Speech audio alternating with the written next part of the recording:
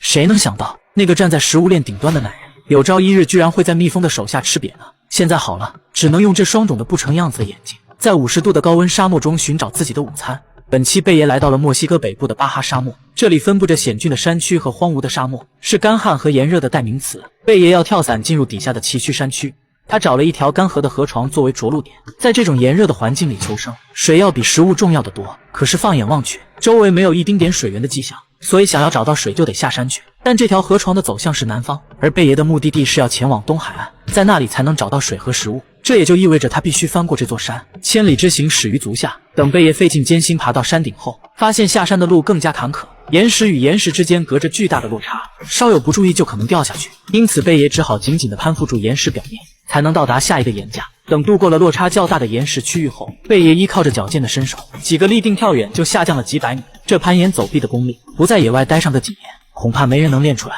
当进入谷底时，出现在眼前的是一棵腐烂的枯木。不过在贝爷眼中，它正散发着食物的香气，里面肯定寄生着许多幼虫。果然，在扒开腐烂的木头表面后，就找到了一条个头饱满的幼虫。这对贝爷来说可是老熟人了。就在他思考该从哪里下嘴时，一只甲虫又送上门来。贝爷一把抓住，没多想，立马放进嘴里招待了这位新客人，却被刺激的味道熏出了痛苦表情，得赶紧吃条幼虫缓一缓。好在这次的味道没那么难吃。吃完虫子午餐，继续踏上了寻找水源的道路。可走了没多久，竟然发现了一辆废弃的小汽车。擅长变废为宝的贝爷扯出里面的电线，打算用它来制作圈套，接着又打开驾驶舱把坐垫拆了下来。这就是晚上睡觉的床垫了。在野外要抓住每一个获取食物的机会，贝爷就在路上发现了臭鼬的脚印，因此他打算制作个圈套来捕捉猎物，选了个臭鼬的必经之路，把柔韧性很强的柳枝卡进石缝里当成弹簧支架，然后用电线做成一个可以收缩的套索，接着把套索的一头绑在柳枝上，而另一头则是固定在地上，最后还要在套索上撒上一些树叶做掩盖，这样只要有动物踩上去，就会触发机关被牢牢地套住。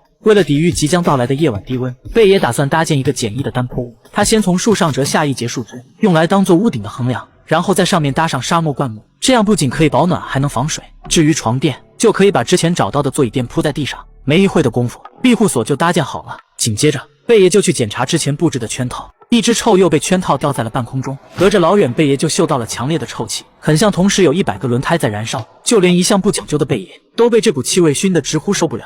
臭鼬还在苦苦挣扎，自保喷出的液体可达3米远，如果进入眼睛，还会让人暂时失明。因此，贝爷利用树枝和外套制作了一面祖鲁盾牌，等靠近臭鼬后，一把将它按在地上，接着掏出小刀，快速地处理掉臭鼬。等回到营地，贝爷立即扔进火堆里去除发臭的皮毛，然后放到架子上炙烤。只有持续的高温才能去除里面可能携带的狂犬病毒。眼看烤的时间差不多了，贝爷赶紧割下一块放进嘴里细细品尝。这味道该怎么形容呢？就像在吃一块涂了狗屎的牛排，但在野外容不得挑剔，至少它提供的蛋白质正是现在所需要的。吃过晚餐，贝爷就躺进了自己的庇护所开始休息。第二天一早，趁着天气还凉快，赶紧出发了。途中，贝爷发现了一种灌草，它里面是中空的，可以用来当吸管，于是便收集了一些有备无患。等来到一个悬崖的底部时，贝爷根据往外突出的形状判断，底下很有可能会有水，随即就立马开始向下挖。果然挖了没几下后，沙土越来越湿润，没一会坑里就聚集了很多的水。可是这些水很浑浊，不能直接饮用。此时提前准备好的吸管就派上了用场，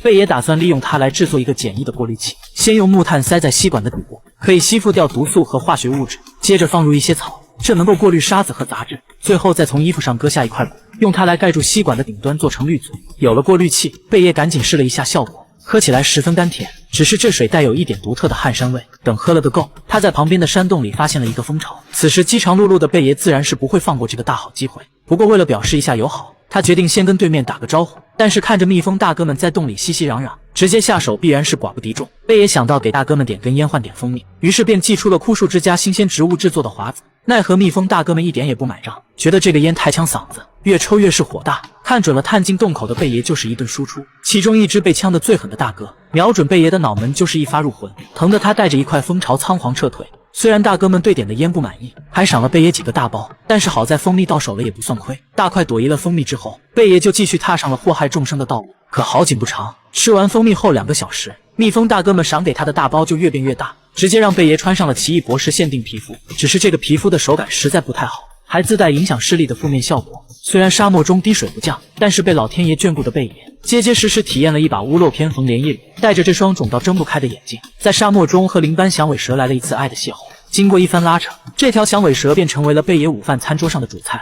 趁着烤肉的间隙，他也得到了宝贵的休息时间。等肉烤熟，贝爷就赶紧吃了起来，味道有一点介于鸡肉和鱼肉之间。随后便继续踏上了路途。此时已经离开了山区，来到了盐碱地边缘。在这种地区行走最大的危险是脱水，因此一点水都不能浪费。贝爷拿出了蛇皮口袋，收集身体里的水分，以备不时之需。这条蛇估计到死都没想到自己还会被当成尿壶。盐碱地的面积有1295平方公里，位于沙漠和大海之间，气温更是达到了54摄氏度，没有任何动植物能在这里生存。走了大半天，贝爷感觉到口干舌燥，如果不能及时补充水分，很快会出现中暑的风险。被逼无奈的贝爷只好取下蛇皮口袋，将里面的水倒进了嘴里。秉持着勤俭节约的美德，他喝得一滴不剩。虽然口感不太好，但是可以让他走得更远。经过几个小时的行程，盐碱地终于被灌木丛取代，同时路上散落的垃圾也就意味着这里有人类生活。很快前方便出现了大海，这也正是贝爷期待已久的东海岸。接下来只要沿着海岸线走，就一定能回到文明世界。